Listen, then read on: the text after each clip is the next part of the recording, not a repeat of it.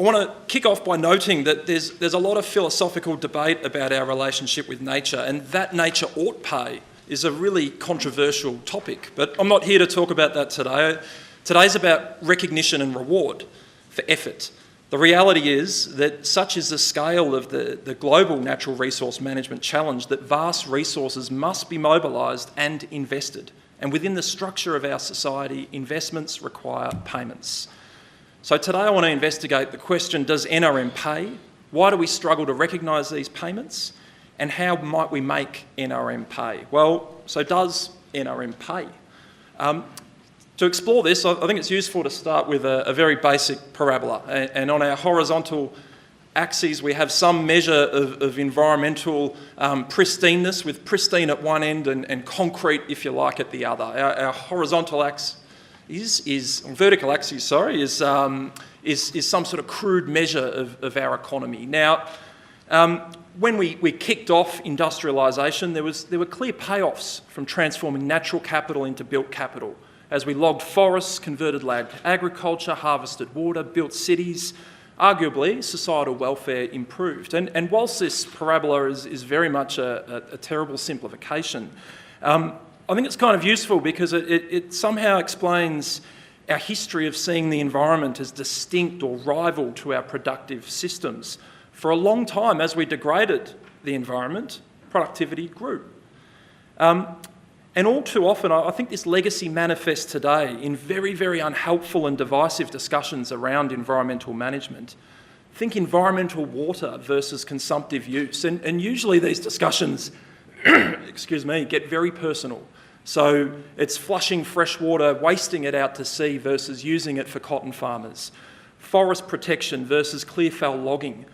Let's target the grazing sector. Should we really be eating meat? And calls for boycotts and worse policies reflecting these dichotomies distract from what we really need, which is discussion and more science about where we are on this parabola. Have we gone too far? Would investments in improving our natural systems, NRM, would that enhance our economy? And do we even know where we are on the parabola? And I think this is where this concept breaks down, because the relationships between nature and our economy are complex. They're non-linear, they vary over time and by location. But I think it's reasonable to note that there are very concerning indications, and we've heard some of them discussed this morning, that for many places in the world, we're on the wrong side of this parabola and heading in the wrong direction.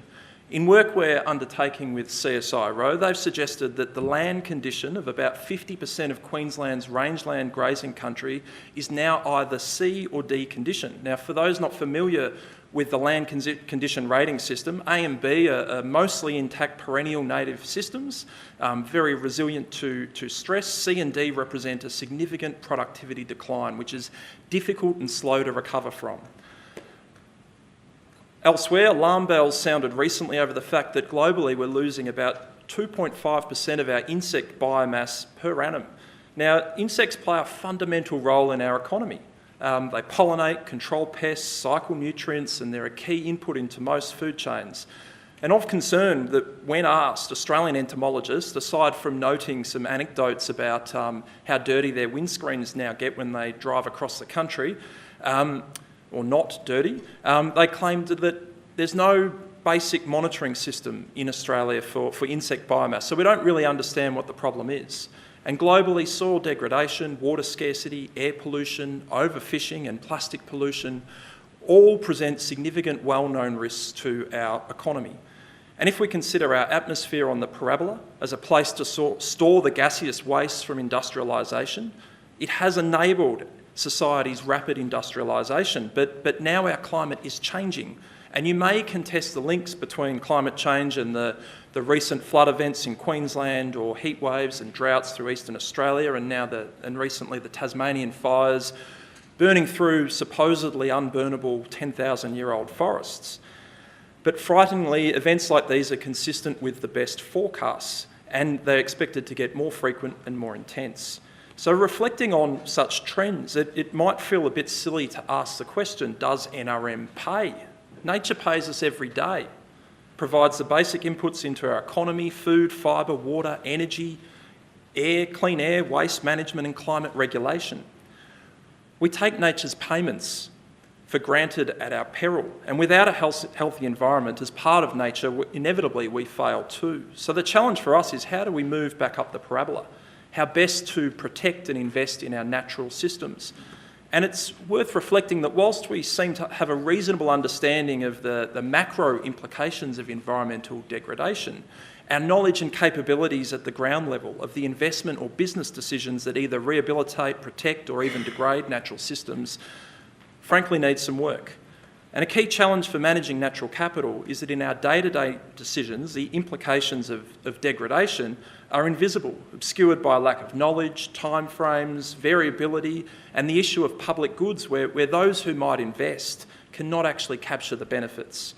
I think there's a further challenge, and I think we've heard a little bit of it today in what might be called wishy-washiness, and not a technical term, but we have a long history in treating NRM investments as soft, not economic infrastructure, but nice to haves, done out of the goodness of our hearts. Even when we've allocated vast sums, we've had a lack of financial discipline and inadequate monitoring systems, such that when those funds run out, progress stalls. So doom and gloom over. It's easy in the NRM game to do it, but the real challenge is, how do we flip the narrative and ensure that those who invest in building their natural capital actually get paid? Recently, I spoke with a project developer of a carbon sequestration project, and they were explaining how one of their assisted regeneration projects works. So essentially, the landholder agrees to limit their stocking rates to a so-called sustainable limit, a science-based formula based on land capability, rainfall, climate projections, and so forth. And over time on that property, the aim is that tree cover will gradually increase to a point where ecological thinning is then enacted to maintain pasture productivity, ecological function, and carbon storage. And from a banking perspective, I was intrigued. They've almost incidentally created a financial risk assurance scheme. What other farmer has a third-party accreditation that their pasture condition is improving and that risks such as grazing by feral animals, soil erosion or woody thickening are well managed? What we hope to learn now is whether this project is helping us move back up the parabola. Is it better for business and the environment? And in theory, it could well be. Indeed, Sue Ogilvie of ANU recently led a multidisciplinary study to investigate the relationship between so-called regenerative graziers and the financial and wellbeing indicators. Those farmers managing high-quality native pastures, achieving the best ecological outcomes, were financially no less profitable than the conventional farmers. However, unlike the boom and bust of conventional farming systems, their profitability was vastly more stable. Conventional farmers maximise productivity in good climates, whereas the deep-rooted, diverse perennial pastures of the ecological farmers are optimised for climate resilience. And most interesting from this research is that personal human wellbeing indicators of the ecological farmers were off the charts, much better. And it's this sort of research that breaks down the invisibility challenge, demonstrates how depending on nature can mitigate risk. But this type of research is all too rare. Speaking from experience, it's not easy to do. And we need to scale up our efforts to link nature to our economy. And this type of research is at the heart of NAB's natural values strategy, where we've partnered with CSIRO, the Institute of Sustainable Futures out of UTS, AgForce, Food Agility, Greening Australia and others to better understand the linkages between natural capital and financial performance.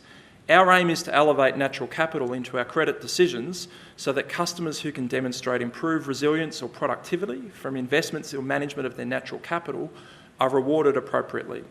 When we started this journey, we thought the science existed, that it was just that the finance sector had not looked at it before, that our task was to identify existing data sets and link it up with our financial data. But suitable data sets are few and far between, and it's difficult to navigate the complexity of bringing them together when you're talking about protecting client confidentiality and different organisations and so forth. But to illustrate some of the examples of what we're doing, one, we applied a global water risk tool across our book, and we found that high water risk equated to higher financial risk. And this might seem obvious, but in theory the price of land and management decisions ought to account for the increased water risk. And anecdotally, I've heard people say they'll trade in their high-value, high-reliability land for low-value, low value land on the basis that even if they get a crop every other year, they'll still be better off, but not necessarily. Interestingly for us, we found that our risk models too closely followed recent rainfall rather than the local climate. The challenge is, well, what do you do about this? How do we use this data to help landholders make better decisions to boost their resilience? To do this, we need farm-scale data about water risk. So we're now working with the Institute of Sustainable Futures to collect and test the materiality of farm-scale data. In work with Greening Australia, we've methodically mapped the range of ways that shelter belts interact with productive agricultural landscapes, starting with lambing systems to begin with. Whilst we have small-scale scientific studies showing that shelter belts reduce wind chill and heat stress for both lambs and pasture, we don't know whether these relationships hold up at scale.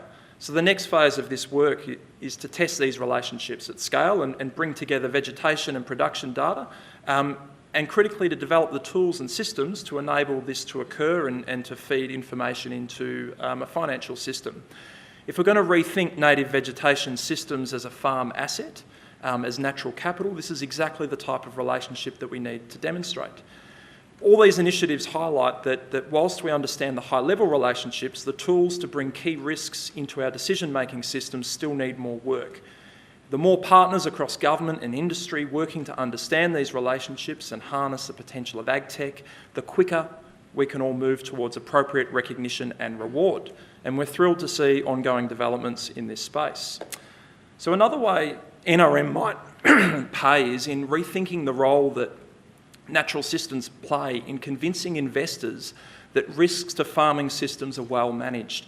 We know that to grow Australian agribusiness to the NFF's $100 billion objective, we need to attract some serious capital into this country. But against this ambition, we see risk escalating. Water scarcity, climate risk, land degradation and biodiversity loss. And we know that investors are starting to ask questions about environmental risk. And a failure to respond appropriately will hamper and constrain investment. Indeed, following demand from investors, the Australian Accounting Standards Board recently released guidance about how and when businesses should report on climate and other emerging risks in their financial statements. From the AASB's perspective, a risk is financially material if it would influence an investor's decision, and investors are telling them that climate risk factors already do. So as investor awareness about the financial materiality associated with climate and other natural capital related risks grows, the expectations on businesses that they demonstrate good management will grow. And the types of things that an investor might be interested in include your exposure to water risk, heat stress, flood risk, and so on.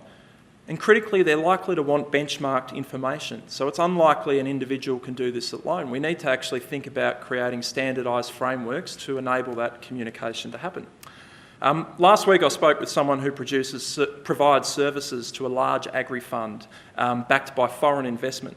And the foreign investors had asked the fund what the environmental impact of the farming operations were. And not really knowing what to do and how to respond, there was a bit of panic. Some photos of a revegetation project of a local waterway were taken and sent back to head office. So perhaps at the moment the questions and answers are not exactly sophisticated, but expect this to change. And certainly other players in this space are thinking much longer term about this. And I think NRM here can play a pivotal role. Shelter belts can be used to demonstrate that risks from thermal stress or erosion or pollination risks have been well managed. Water, nutrient, energy and waste investments to improve productivity and mitigate physical and reputational and regulatory risks. I'm running short of time, so I'm going to jump forward and say, as a financier, we're paying attention to the implications of the Task Force on Climate-Related Disclosures, which requires us to better understand the exposures of our lending to climate risks. We're also seeing increased demand from investors for green finance products such as green bonds. And this market for green bonds has seen astronomical growth, representing some nearly $400 billion in 2018, albeit there was a slight dip in demand last year. And this growth is driven by investor demand for more transparency, which is critical for financial risk management. To give some sense of the scale of this opportunity locally, NAB has set an internal target of providing $55 billion to environmental finance by 2025. And as of September last year, we were already up to 23 billion. To illustrate how quickly this change is happening, 69% of NAB's lending to the power generation sector is now just for renewable energy, up from 44% just 4 years ago. Unlike the energy sector, the market for agribusiness green finance is still very much in its infancy, and the key challenge being worked through presently is the lack of appropriate standards at scale to assure sustainable management. Unlike energy, standards for agriculture are much more difficult, but we think they'll be overcome. So finally, and this is a bit more blue sky, where these sort of bonds and instruments might get really powerful is through enabling payments to farmers for ecosystem services linked to the activities on farm. And just to illustrate, in the US, we've seen the emergence of forest conservation bonds. California has a similar issue to Australia. A lack of small-scale fires has created devastating ecological and societal fires when they do occur. But funding for adequate forest management has been difficult to obtain.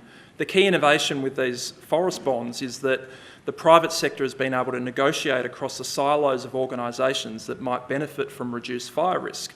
So they've raised funds from investors, and then to pay those investors back, they've gone to water authorities, energy companies, insurers, local economic development agencies, timber industries, anyone who'll pay them an income stream to cover the costs of that upfront payment, and they've secured that long term.